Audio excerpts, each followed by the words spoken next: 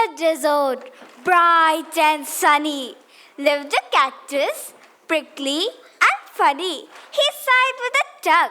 Oh, how much I long for friends and their hug. I may be plumpy, sharp, and green, but hugs are the best thing I've seen. Hug, hug, hug today. Hug and chase your cares away. So high, I float and fly, light as air. I love to hug, but I must be bare. Oh no, that cannot be. Don't feel sad, I am not that bad.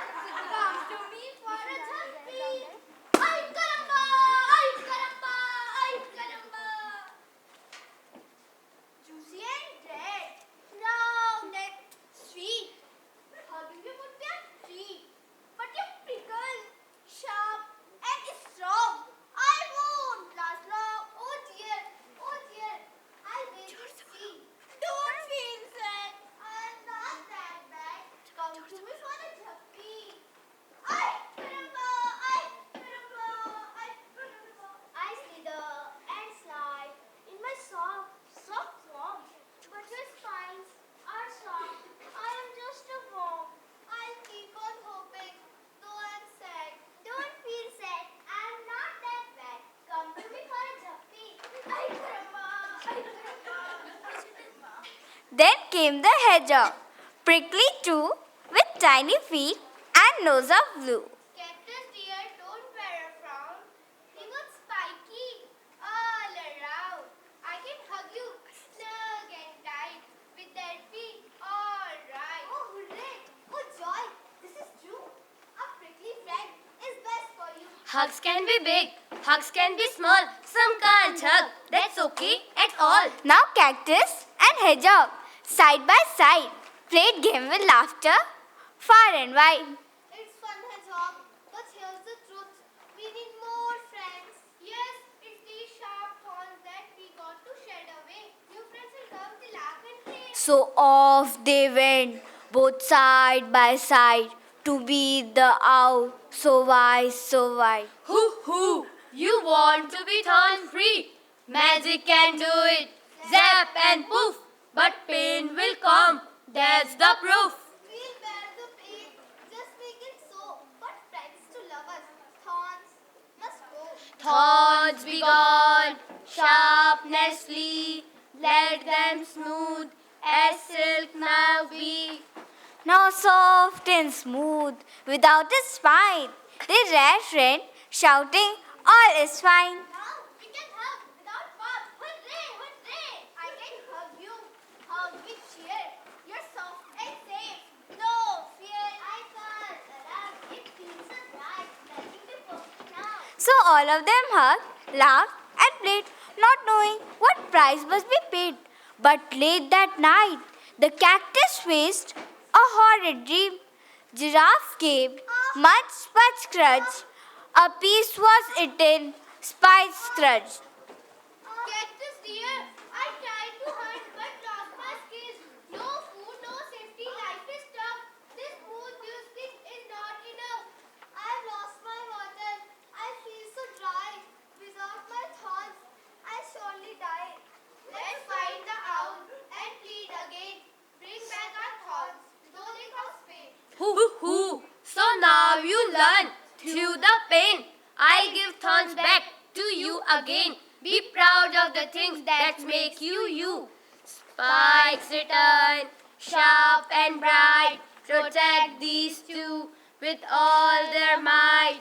They hugged again, but not too tight, and laughed together in light. My thorns are mine, they make me strong. Yes, my spikes help me survive. With them I safe, I feel alive. Be yourself, don't wish to change. Every gift has its own range. Hugs are nice, but here's the key. Love yourself and you'll be free. Love yourself and you'll be free. Hi everyone, thank you so much for such a lovely introduction.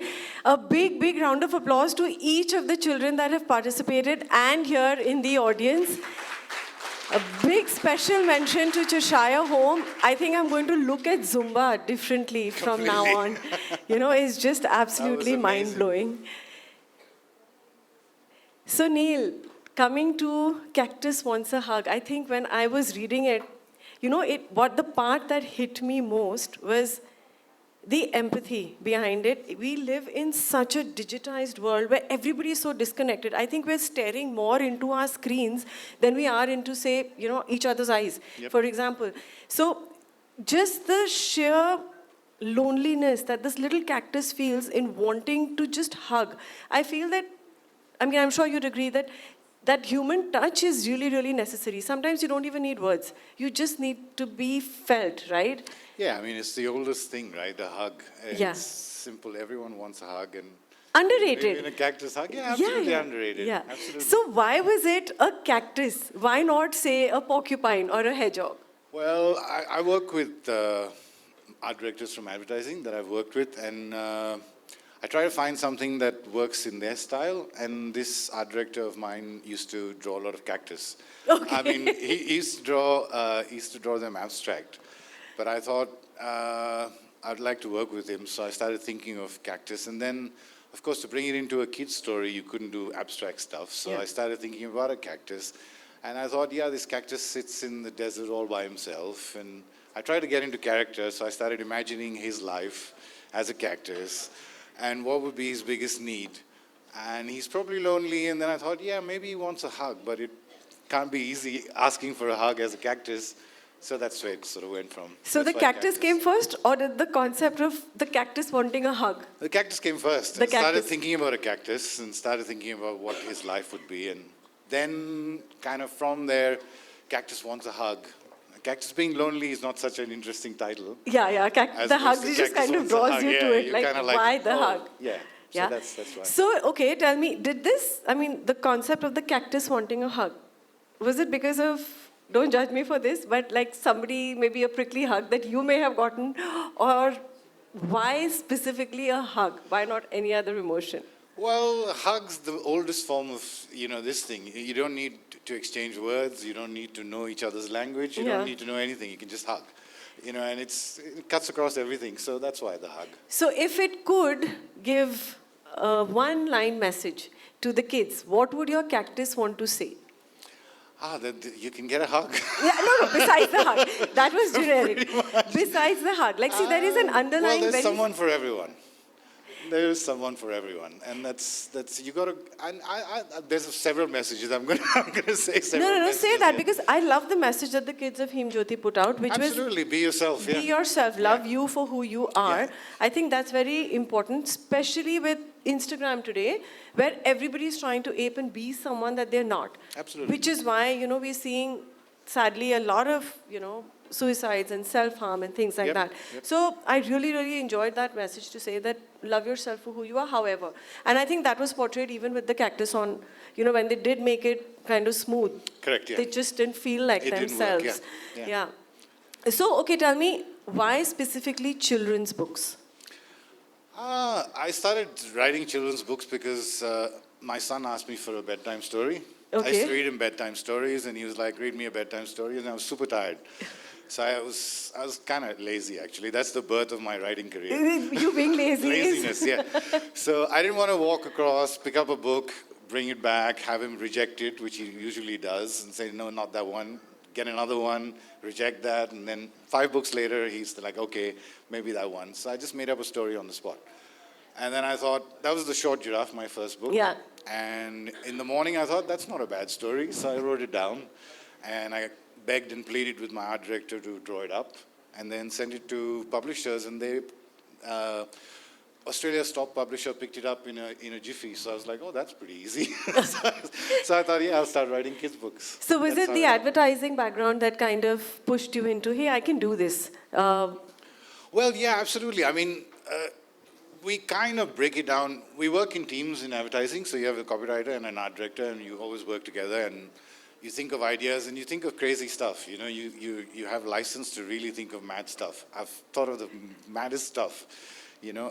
People wearing vacuums on their heads and stuff like that. You can get away with anything in advertising.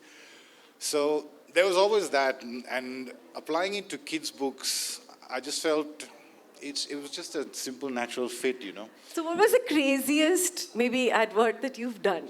I've done a lot of crazy ads. Okay, one, the craziest that you would say was the craziest. Well, I don't know. I worked with a little person for a Coca-Cola commercial where he keeps running and practicing to try and hit a mark on the wall that Yeah. he set for himself, and he finally manages to hit it. And then you figure out later why he's doing that. It's to drop a coin into the vending machine to get a Coke can.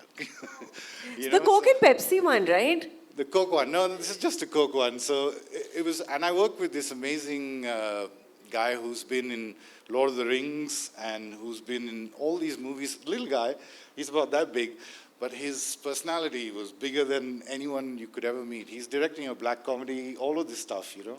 Wow, This what amazing fun guy. is So that? you get to do stuff in advertising. You get to do crazy stuff. Another one was where I had a whole family wearing vacuums on their heads. Okay. So it was like, it was to demonstrate how other vacuum cleaners are dirty and they pollute the air.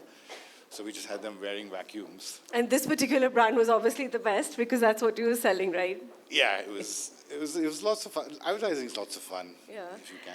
Okay, so do you think that all of us as humans are somewhere similar to a cactus, where we are tough on the outside, but really soft, mellow on the inside, craving basic human connection? Absolutely, absolutely. I mean, a lot of people have asked me whether that's my story. Okay, I'm not going to go there. I'm That like, would no, be too I'm not a personal. cactus. But yeah. but yeah, close. I think every one of us at some point feels like, you know, you want some human connection and you experience moments of loneliness. I find it so prevalent in kids, especially, which is why this book really stood out to me Yep. over a lot of other kids' books. That, you know, you're talking about something that everybody is feeling like on a daily basis. Yes, You know, you want that increasingly, touch, you yeah. want that connect, you want to call instead of just, you know, saying LOL or whatever, Yep. WID on the phone. You want to actually get out Absolutely. there and do it. Absolutely. I think it's also stepping out of your comfort zone, you know, that's what he does. So he could have wanted a hug and stayed in the desert. And he wouldn't have got his hug, you know. He stepped out of the desert, which is his comfort zone, and he went looking for a hug, and he didn't get the hug the first time, the second time, the third time, but he still kept going, you know. Yeah. I think So that's... never give up. you Step never give up. outside Go your for comfort zone if for you all want the a children hug, here. Go for it, yeah, absolutely. Just ask for it. You'll get it. Yeah. Yeah. Whatever So it what is A Caramba? Was it just an So expression? Ay Caramba is... Ay Caramba. Ay Caramba is basically Spanish for uh-oh. Oh, Or okay. ayo, or whatever you want to say. And I don't know, I just like the sound of the word when I was thinking of this thing. And growing up watching Mexican spaghetti westerns and all that, cactus was always a Mexican thing. Which is why you wanted. That's just how, yeah. Because that was something that made me laugh too. Like, ay caramba, and the way the kids did it. Was Yeah, just, no, and the publishers were like, are you sure about, you know, Ay Caramba in India? And Yeah. kids won't understand it. And I've gone all over India now, and those who don't understand it don't care. You know, they're like, I just like Ay Caramba and how it No, sounds. it does sound, it sounds different. So you Yeah, want to and know a lot why. of kids that's their favorite part of the book, Ay Caramba. And I mean, we're talking little kids as well, 2 and 3-year-olds keep saying Ay Caramba, Ay Caramba. There's this friend of mine, she's like, my kid won't shut up about this Ay Caramba. Every 2 minutes she says Ay Caramba. You're going to get a lot of parents doing that I'm to gonna you get a for lot of Ay sure. Caramba, yes. Yes. So where do you get your inspiration? I know you started writing because of your son. What is the weirdest or the strangest place that, you know, you would get inspiration from? My brain just thinks of stuff all the time. It's just how I am. I look at things and I just think of ideas, you know. I just think of stories, I think of art, I think of music. Does it just come to you maybe because you're from an advertising background? Probably, but I think I've always been this way. I was very bad at studying. Okay, that's not something we want the kids to hear today So, for sure. Yeah, no, absolutely. Don't be like me. But, you know, for me, 2 + 2 is equal to 4 is boring. 2 + 2, if you leave it to me, I'll be like, 2 is a dictator who wears a pointy hat, and the other 2 is this, and plus is this. So my brain just goes there. Yeah, I remember growing up to having two be a swan. You know, we used to make that little dot and just curve it around. It's very standard, 2 is a swan. So, yeah, interesting. So tell me, supposing you had to rewrite Cactus Wants a Hug, or you had to add, say, a sequel to it, what are the changes that you would make? I'm writing a sequel. To Cactus Wants a Cactus Hug? Wants a So Hug. what is it now? Cactus, what does he Cactus want? wants to ski. Cactus wants to ski. Okay. And how is Cactus going to ski? Well, that's the whole thing. No, but just a little bit. Come on, for the kids Well, in the audience. it's again stepping out of your comfort zone, you know. He's in the desert, and he's quite happy now that he's got his hug. So he's content with life. Yeah. But then a little flyer blows in the wind along with all the tumbleweed and lands on his face, and he looks at it and he goes, "It's an ad for a ski resort." And he's like, "Yeah, I'll go skiing." So, Oh, how nice is so that? he That's decides cute. to go skiing, and it's just this one crazy journey to when he gets to finally skiing. You know, so I met with Neil a little bit before this, just for all of you to know, and he was talking about the little hedgehog, which has a little hard cap. No, the worm. The worm. The worm that has a hard cap. And he went into detail on that hard cap. So please tell us a little bit about your process when you're figuring out how you want to design your little character. Yeah, so again, I work with my art director, so it's not so much I write a story and then pass it on to the illustrator / art director for them to do. Which I'm guilty of doing, you know that. That's Yeah. fine. That's fine. Your first book. It's just from advertising, so we're just more used to this. So we had this. First of all, we spent a long time deciding who these characters should be. Then we landed on a worm, and then it took I think a month and a half, 2 months of us just going, the worm's not quite right, not quite right. We kept playing with his clothes and what he would wear and how he would look. But I was like, he needs to be more paranoid because he's the third guy, you know. So the first one's the balloon, and he's just like, Yeah, I'll come. hug you. Go for it. And the second guy is a little more cautious. So we wanted the third one to be super, you know, like, no, don't come anywhere near me. He was super paranoid.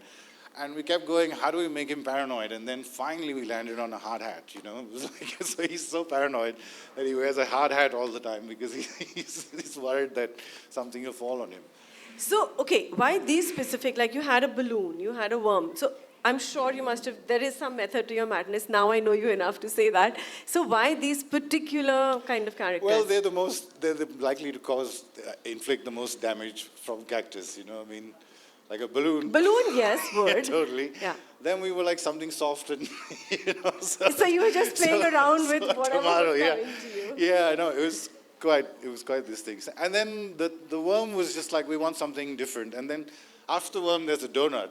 Yeah. So we spent a long time on the donut as well. And we were like, finally, it was like, oh yeah, he'll get more holes in him. After, you know, so we're just making this up most of the time.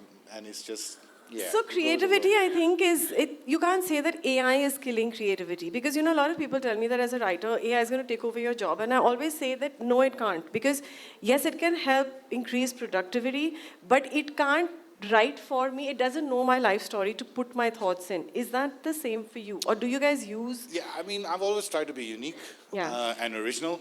And, you know, AI doesn't have any originality. No, it doesn't. It just borrows from... Yeah.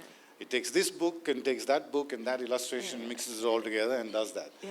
So they're never going to be... AIs are never going to be able to be original. So as long as you're original, I think you're fine. Which is what I say, that, you know, even for the children here, that whenever you want to write or whatever, you have to put in your own thoughts, learn how to use AI to help you, kind of like a virtual assistant for you. But do you think it's good? Like, is it a boon or a bane in terms of creativity? Well, I wouldn't give up all the fun that I had making this to a stupid machine. Yeah. You know, I mean... Because obviously, I mean, the fun of it there's is to so make much your fun. mistakes, Yeah, figure out, do absolutely. you want the donut or do you want the Absolutely. giraffe? Or... I do art as well, and some of my art pieces, they take months, and AI could do it in a second, you know? Yeah. It could, but why? I mean, I'm going to give up all that 1 month of fun. Yeah, so, but, okay, in terms For of... me, the whole process is fun. It's Great. So talking of fun, you also do a whole bunch, you know, you dabble with, say, pottery and art and music. So you want to sing for us, by the way? I can, yeah. Yeah, we I can gotta have get Neil the- sing for I us. should get the tune, though. But Would I we don't have it. It's- music? It's up we, there. We It's could. cool. It's Okay. cool. We can do it. No, so what I'm saying is, how do you find time to kind of dabble in so much different forms of art? I absolutely need to because my brain doesn't focus on anything. So I'll be creating an art piece and my brain will suddenly go, write the story. So I go and write the story. I used to try and resist it earlier and try and focus on one thing, but that didn't work for me. So these days I just go do this and then go do that. So and then go do that. multitasking. Yeah. Okay. Not multitasking. I cannot do any tasks. I'm hopeless at any tasks. It's just creativity. It's just creativity. Creative. So what is that one lesson you would say give, since we have most young children in our audience, what is that one say, piece of advice you would give them in terms of if they wanted to get into writing or drawing art for books, I think how just could they write. start? Just write. Yeah, just write doesn't work for all of Yeah, them. just write, and if it's not good, you go, oh, that's not good, but you have something that you can compare to and say, that's not good, so what's better than not good? And then you write something more, and then you write something more, and then you write. So quite often what we do is we try and make this the most awesome idea ever before we put it down, you know? And you kill a lot of good ideas. And your brains, at least my brain works in this way, it needs to start, and then I just need to put something down, and then my brain will start working from there. But if I don't put that something down, my brain's stuck on that one first part. I think that's the difference, no, between somebody that kind of makes it versus somebody that doesn't, is that step out and at least start. Yes, you can fail. It may not even Yeah, be it doesn't good. make a At difference. least you started. Absolutely. And that start is, I think, maybe 80% of the work done, right? Yeah, because you figured out what you want to say while you're saying it. Yeah, you know, otherwise you analyze it, you think about it. Oh, is it good? Is it not good? Too much time and effort goes there's- into just thinking. Yeah, there's loads of people to do that. I mean, Andy Warhol said, "Don't think about your art. Just put your art out." There are enough people to do that. You know, to analyze whether it's good, bad, or whatever, and that's their job. And while they're doing that, make more art. Which is No, that's perfect. good because I feel that, you know, I've had a lot of people tell me creativity and it's going to die and this is going to happen. And I always argue back to say, no, it won't. At least try. Step out there, figure it out as you go. And I think that's a lesson that, you know, a lot of us need. So, okay, coming back to lessons, what kind of emotion do you find the toughest to put in a children's book? Emotion. Yeah. I don't know. I mean, empathy is a huge thing. Empathy is, yes, Empathy for is a sure. huge thing, and I don't try to put emotion into my books. To be honest, I don't write with the moral in mind. I don't write with. You just write know, it. I just write, and then it kind of works out. In a way, I think that could also work because nobody wants the gyan, no? And you know, Yeah, there's that's the so whole much thing. I gyan mean, on the internet. For me personally, I find in today's world there's too much of reality coming into kids' books and all, and you know, imagination is huge. So for me, imagination is the number one thing. You know, it's if it's crazy and it's out there, you can talk about the most serious topics through creativity and imagination, rather than talking about them literally. You know. Okay, so you saw a little skit right now that kind of reimagined the ending of your book. If you had to add a little twist to that, even now, what would you add? No, I love that. In fact, No, you can't rely on that. You have to give it your own spin since no, imagination that's comes perfect. to you. Absolutely perfect. That was such a cool ending. I wish they thought of it earlier. I would have put it in my book. So you need to have them as Probably better. co-writers Yeah, with absolutely. you for the Absolutely. next one for Him Jyoti's book. Absolutely. So, okay, if you could make the adults that are here in the audience, me included, experience one childhood feeling, what would it be? I'll tell you mine after you answer. Childhood feeling, just the joy of imagination. I would say innocence. Yeah, innocence. That that's what- innocence of I think childhood. for me, innocence equals imagination. And when you lose your imagination, you lose your innocence. You know, when you go, that wouldn't happen. That's what adults do, right? That wouldn't happen, or this rabbit can't talk because rabbits don't talk. You know, and this logic applies, and the whole gravity logic and all of that stuff, which you don't have as a kid. You don't think about any of this stuff. So I think that's what adults. If you had that as an adult, you're so much better off. You are. I think somewhere you're right because, you know, as you grow up, a lot of us kind of just forget that, you know, we have that child inside of us. Yeah, we become jaded. Yeah, we do. And I think keeping that child alive is very, very important. Exactly. Yeah, it doesn't matter whether the rabbit can talk or not, you can imagine that it does. But you know, a very sad story to this is a distant kind of relative. So their child, her daughter, she had like an imaginary friend and she used to really be happy when she used to come. And her parents actually thought her to be in need of help. And they took her professionally. And I said, she doesn't need anything. She's just imagining a friend that she likes to be with. It doesn't mean that there's something else. But I feel that young parents today, I mean, not to judge anybody, but it's just that there's too much pressure on perfection. Yeah, there is. There's too much. There's too much of attention on all these things, you know, which we had them back in the day, and you brush them off. You think we all experience sadness Yeah, and now doubt. I think and we're too stuck on all the- of these things, but we didn't dwell on it. You know, you had this little moment and you moved And you on. moved on. And now there's books on it, and there's people telling you how you should be, and look out for this in your kids, and kids for what to look out for, and all this stuff. The parenting, yeah. Yeah, it's all pointless. It happens and moves on.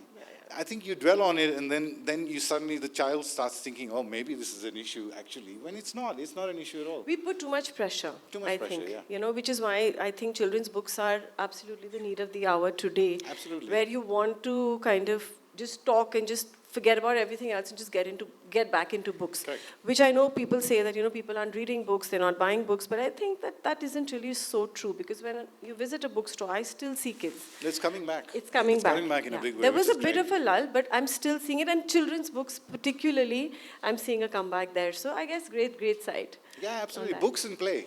Books are the and two plays. things, Yeah, right? yeah. You go and play. You don't think about it. Yeah. Feeling a bit sad, doesn't matter. Your friend calls you. You go out and play. You forget about everything. Yeah, they're very important sports. That's how it works. Yeah. You know, so this brings us towards the end of the session. And before I open for questions, I have a little bit of a rapid fire for you. Cool.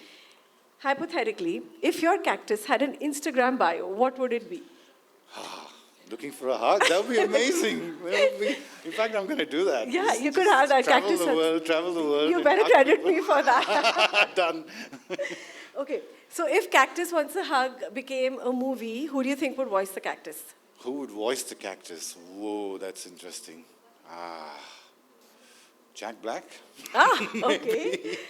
If you could choose to live inside any picture book, which one would it be and what character would you play? All of them. I live in picture books. I asked for one. No, you have to choose. I asked for one. Probably Short Giraffe.